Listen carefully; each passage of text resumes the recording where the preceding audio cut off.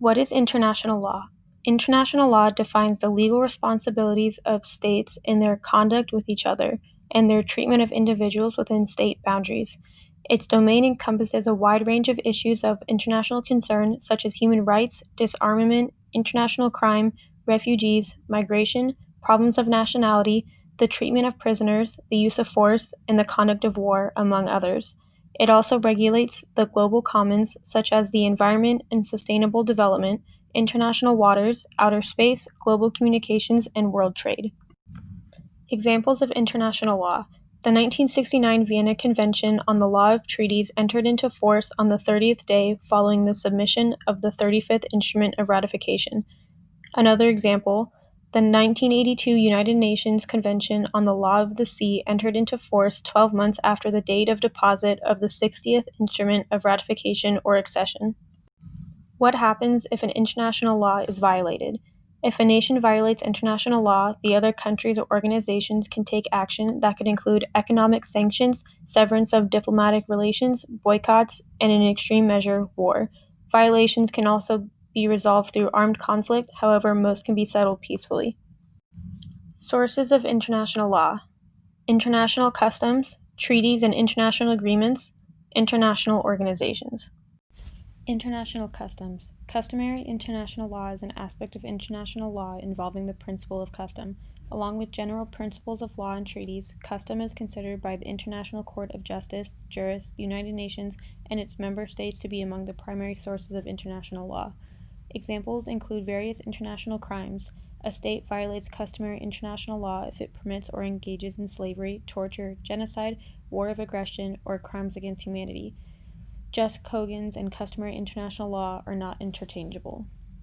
Treaties and international agreements. Treaties and other international agreements are written agreements between sovereign states, or between states and international organizations, governed by international law. The United States enters into more than 200 treaties and other international agreements each year. The subjects of treaties span the whole spectrum of international relations: peace, trade, defense, territorial boundaries, human rights, law enforcement, environmental matters, and many others. International organizations. An international organization is an organization established by a treaty or other instrument governed by international law and possessing its own international legal personality, such as the United Nations, the World Health Organization, and NATO. Examples are the United Nations, Organization for Security and Cooperation in Europe, Council of Europe, International Labor Organization, and International Police Organization. International principles and doctrines. The principles of committee, the act of state doctrine, the doctrine of sovereign immunity. The principle of committee, the legal principle that political entities such as states, nations, or courts from different jurisdictions will mutually recognize each other's legislative, executive, and judicial acts. The underlying notion is that different jurisdictions will reciprocate each other's judgment out of difference, mutuality, and respect. The principle of committee example: the discharge of a debtor under the insolvent laws of one state will be respected in another state, where there is a reciprocity in this respect. The act of state doctrine. The act of state doctrine provides that the judicial branch of one country will not examine the validity of public acts committed by a recognized foreign government. An example of the act of state doctrine is that the act of state doctrine enters consideration most often in cases where a foreign sovereign has to confiscate the property of a U.S. national located in that unfamiliar territory. Example, through nationalization.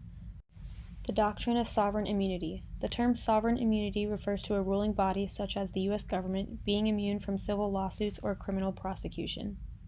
The first example of the doctrine of sovereign immunity is Federal Tort Claims Act, which is a federal law that allows individuals to sue federal employees for misconduct. The second example is the Tucker Act, a federal law that allows individuals to sue federal employees or the government itself for a breach of contract. Review. Among the greatest achievements of the United Nations is the development of a body of international law, which is central to promoting economic and social development, as well as to advancing international peace and security. The international law is enshrined in conventions, treaties, and standards. Many of the treaties brought about by the United Nations form the basis of the law that governs relations among nations. While the work of the UN in this area does not always receive attention, it has a daily impact on the lives of people everywhere.